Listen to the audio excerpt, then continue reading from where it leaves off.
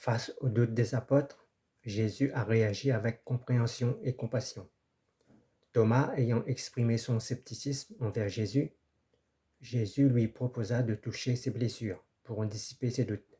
Jean 20, verset 27. Jésus ne condamnait pas le doute, mais il offrait des preuves tangibles pour renforcer leur foi.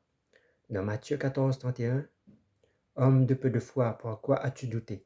Jésus questionne Pierre. Ici, Jésus souligne que le doute peut être surmonté par la confiance en lui, par la foi.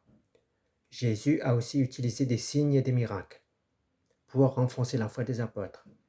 Ces miracles, souvent appelés signes, servaient à attester son identité divine et son message de salut. Dans Jean 20, versets 30 à 31.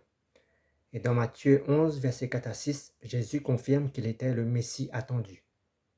Mais pour les incrédules, c'est une autre histoire. Comment les signes de Jésus ont-ils été perçus par les incrédules? Perçus avec le scepticisme et résistance.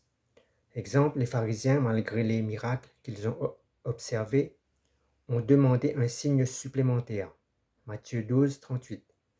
Thomas illustre bien cette attitude, exigeant des preuves tangibles pour croire à la résurrection de Jésus. Jean 20, verset 25. En outre, certains contemporains de Jésus sont restés aveugles à sa gloire. Leur cœur était endurci par leur manque de foi. Cette réaction souligne le défi que représente la foi face à des signes évidents. Les miracles et les prodiges impliquent la vue. Mais Jésus dit « Heureux celui qui croit sans avoir vu », car la vue ne révèle pas forcément la foi et la vérité. Au contraire, la vue peuvent nous détourner de la foi. Beaucoup ont vu Lazare ressusciter, mais ce signe n'a pas empêché beaucoup de douter de Jésus. La foi est plus importante que les preuves, même archéologiques, même scientifiques.